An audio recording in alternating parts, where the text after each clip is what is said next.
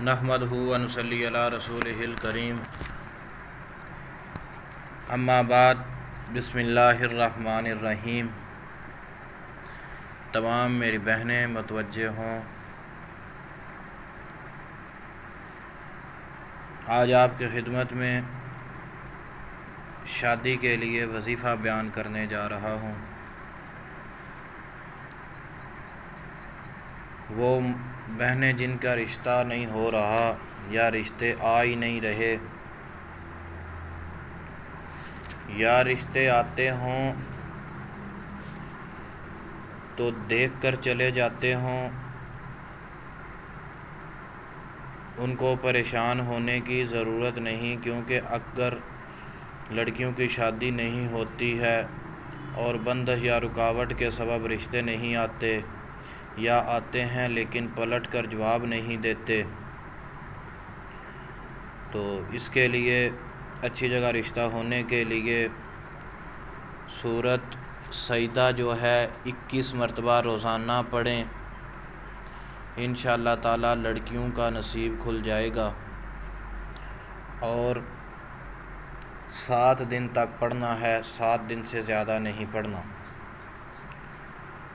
اور سورۃ سجدہ کو سفید کاغذ پر لکھ کر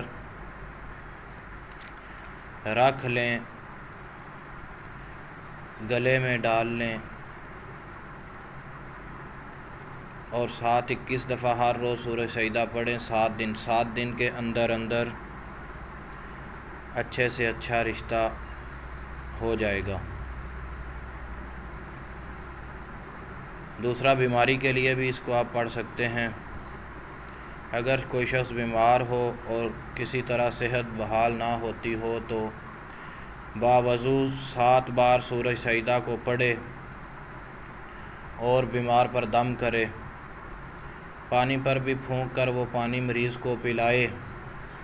یہ عمل اس وقت تک کرتا رہے جب تک بیمار صحت یاب نہ ہو۔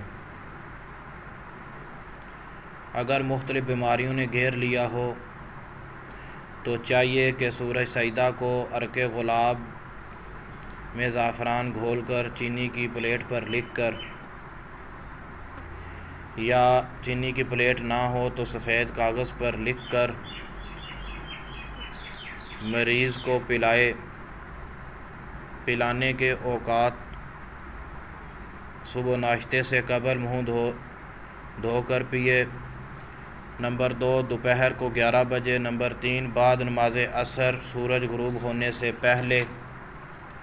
نمبر 4، بعد نماز عشاء رات کو سونے سے پہلے۔ یہ عمل روزانہ کرے جب تک مریض صحت یاب نہ ہو، برابر کرتا رہے، ناغہ نہ کرے، انشاءاللہ تعالی مریض کو جلدی صحت یاب ہوگی۔ اسی کے ساتھ اجازت چاہتا ہوں۔ السلام علیکم ورحمۃ اللہ وبرکاتہ۔